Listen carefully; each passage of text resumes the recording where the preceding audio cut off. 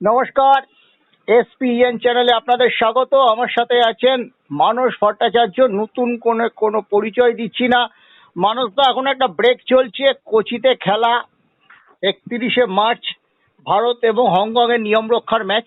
কোনো দলই কোয়ালিফাই করতে পারবে না, তবুও নিয়ম রক্ষার ম্যাচে জন্য শুরু হয়ে গেছে জাতীয় ক্যাম্পের প্রস্তুতি। এই মুহূর্তে আইএসএল ঠিক কি জায়গায় দাঁড়িয়ে আছে, কারণ ব্রেকের পরে 3 তারিখে শুরু হবে, 4 তারিখেই একটা মেগা ম্যাচ আছে। এই ম্যাচ জামশেদপুরে মোহনবাগান খেলতে যাবে এবং ইস্ট বেঙ্গল দারুণভাবে ফিরে এসেছে। মোহামেডান কোনো টিম নয়। প্রথম 4টে গোলের মধ্যে 3টি পেনাল্টিতে হয়েছে, এটা ঠিক আছে। তো মোহামেডান টিমকে টাচ করে করা তো কোনো ভালো টিম। আমি প্রথম দিকেই বলেছি, ইস্টবেঙ্গল যদি ঠিকমতো যদি মানে খেলতে পারে, ওদের দলের মধ্যে যথেষ্ট ভারসাম্য আছে। আর তিনলেই যখন ফিরে আসবে, এই স্টপারটা যখন আসবে, এই দলটা কিন্তু অনেক ভালো। আমি মনে করি ইস্টবেঙ্গলের মধ্যে সিবলে 11ই এপ্রিল থেকে খেলতে পারবে চেন্নাইয়ের বিরুদ্ধে পরবর্তী ম্যাচ। খেলবে, যেদিন খেলবে যেমন দেখে নেব। এটা যদি হয়ে যায় তাহলে দলের পক্ষে ভালোই হবে, ডিফেন্সটা আরো বেশি কম্প্যাক্ট হবে, অসুবিধা নেই, চিন্তা ভালো হবে।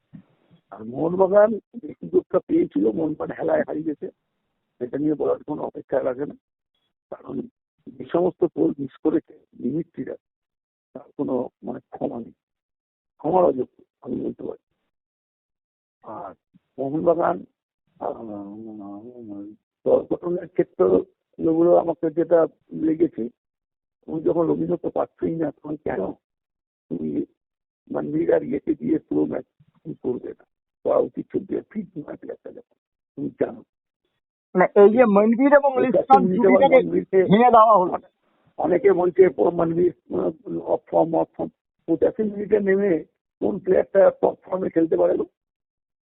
যে স্পিডে খেলাটা চলছে, সেই স্পিডটা একটা প্লেয়ারটা 5 থেকে 10 মিনিট থেকে যাবে।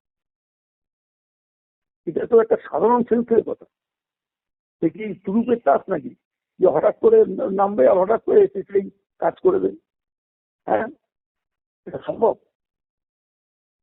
এক্ষেত্রে বলার দরকার আছে যে লোকেরা এগুলো নিয়ে ভাবতে হবে। দল গঠনের ক্ষেত্রে আরেকটু হতে হবে। আর ক্রিস্টান কোলাসও তাকেও আরেকটু সজাগ হতে হবে। খুব ক্রুশিয়াল ম্যাচ মোহনবাগানের 4 তারিখে জামশেদপুরের মাঠে গিয়ে জামশেদপুরকে হারিয়ে চলে আসা একটা কিন্তু খুব সহজ নয় আমি মনে করি। মানুষদা, মোহনবাগান কিন্তু সেট পিসকেও কাজে লাগাতে পারছে না। হ্যাঁ, সেট পিসকে কাজে লাগাতে পারছে না। কাজে লাগাতে পারছে না। এই যে ফাইটটা আছে বা ম্যাকলারেন, এইটাকে কিন্তু এরা ক্যাচ করতে পারছে না। ঠিক নেট বল সিচুয়েশন অনেক পেয়েছে, যেমন সেদিনটা একটা নেট বল সিচুয়েশন পেয়েছে একেবারে ডিয়ের ওপরে গিয়ে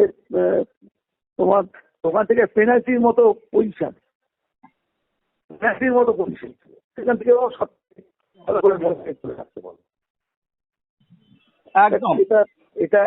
এটা নিয়ে ভাবতে হবে। কিন্তু আত্মতুষ্টি চলে না, এই খেলাতে আত্মতুষ্টি আসে না, তোমাকে সিরিয়াস হতে হবে।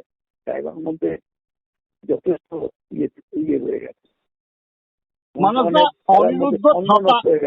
অনিরুদ্ধ থাপা নিজের খেলাটা খেলতে পারছে না, সেখানে কি সাহালকে আরো বেশি ম্যাচ টাইম দেওয়া উচিত? তো দেখাতেই পারে, সাহালকে তাই করা যেতেই পারে। সাহাল তো ভালো খেলেছে, সাহালকে তো আমার ভালো জায়গায় দেখেছি।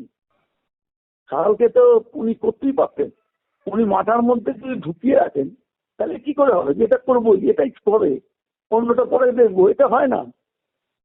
এভাবে ফুটবল হয় না। সাহালকে দেখতেই পারেন।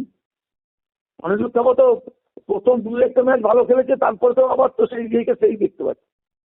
আপুইয়া একটা স্ট্যান্ডার্ড খেলা খেলতো, সেখানেও কিছুটা গল ধরা পড়েছে দুটো ম্যাচে। অ্যাকচুয়ালি অপোনেন্টে যদি ভালো শক্তপোক্ত মিডফিল্ডার থাকে না, তখন আপুইয়ার অসুবিধা হয়ে যাচ্ছে। কেন ওর ফিগারটা তো ম্যাচ করে না, এটা তো মাথা রাখতে হবে। আর শোনো, প্রথম দিকে যে টুর্নামেন্ট শুরু হয়েছিল তখন দলগুলোতে অবস্থা ছিল, এখন কিন্তু দলগুলো অনেক অনেক ফিট হয়ে গেছে। প্রত্যেক দল এই 10 দিনের নিজেদের এই গুছিয়ে নিয়েছে। 10 দিনের যে ব্রেকটা হচ্ছে, এই ব্রেকে কিন্তু এরা আরো বেশি নিজেদের যে জায়গাটা তোমাকে জিজ্ঞেস করছিলাম মানুষটা, এই যে আপুইয়া বিগ বডির জন্য খেলতে পারছে না, এই জায়গাটা। আরে বাবা, বিগ বডি প্লেয়ার হিসেবে আগেও খেলেছে। মোহনবাগান যত ম্যাচ জঘন্য ফুটবল খেলেছে, সেইটাই হচ্ছে মেন ব্যাপার। আত্মবিশ্বাসটা একেবারে তলানিতে চলে গেছে। এটাকে গেইন করতে হলে এই জামশেদপুরে গিয়ে ম্যাচটা জিতে আসতে হবে। মানে জামশেদপুরটা মোহনবাগানের মরণ বাঁচন ম্যাচ হয়ে গেছে। অবশ্যই অবশ্যই ডু অর ডাই ম্যাচ হয়ে গেছে। আর মুম্বাই এই ম্যাচেও যদি খারাপ পয়েন্ট পড়ে তাহলে দলের আত্মবিশ্বাস একেবারে তলানিতে গিয়ে থাকবে। একদম। মুম্বাই সিটি তো অ্যাডভান্টেজ পেয়ে গেল, হেড টু হেড অ্যাডভান্টেজটা পেয়ে গেল। ওরা তো 14 পয়েন্ট একটু এর অ্যাডভান্টেজটা হয়ে রইল।